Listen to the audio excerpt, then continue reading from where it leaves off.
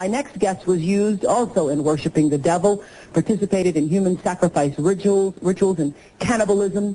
She says her family has been involved in rituals for generations. She is currently in extensive therapy, suffers from multiple personality disorder, meaning she's blocked out many of the terrifying and painful memories of her childhood. Meet Rachel, who is also in disguise to protect her identity. You come from generations of ritualistic abuse? Yes, my family has an extensive family tree, and they keep track of who's been involved and who hasn't been involved. And it's gone back to, like, 1700. And so you were... Right. I was born into a family that believes in this. And does everyone else think it's a nice Jewish family? From the outside, you appear to be a nice Jewish girl? Definitely. And you all are worshiping the devil inside the home? Right. There's other Jewish families across the country. It's not just my own family. Really? And so who knows about it? Lots of people now. I talked to a police detective in the Chicago area, and several of my friends know, and I've spoke publicly before.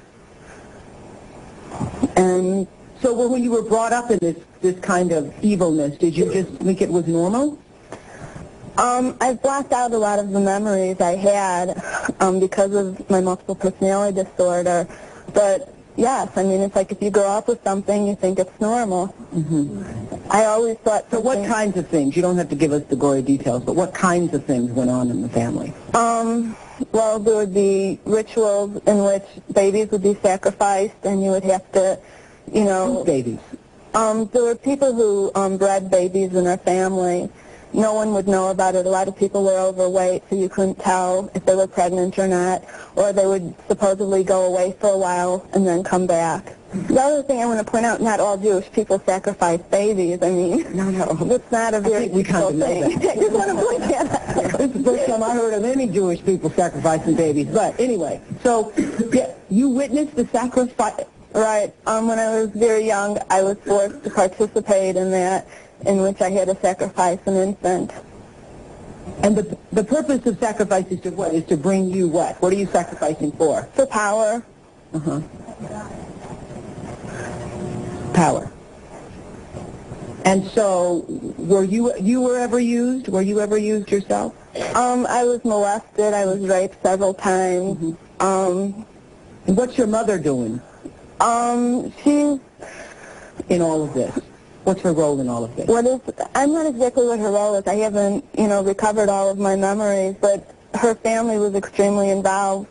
Mm-hmm. She brought me to it. Mm-hmm. Both of my parents brought me to it. And where is she now? She lives in the Chicago metropolitan area. She's on the Human Relations Commission of the town that she lives in, and she's an upstanding citizen. Nobody would suspect her. Were you raised with a sense of right and wrong, Rachel? Yeah. I mean, it's like I had both. I mean, to the outside world, everything we did was proper and right, and then there were the nights that things changed, that things just got turned around. What was wrong was right, and what was right was wrong. That's what helps to create somebody to develop MPD. Mm-hmm. Multiple personality. Right. Now, in your family, did you all call it worshiping the devil? No, I don't know. It was just evil, these things you did. Right. Well, I said it was evil, and they said it was good. There's a book that I had just come across called Lilith's Cave, which is a book of Jewish mysticism and supernatural, and there's a lot in that book that relates to what I, endured when I was a child.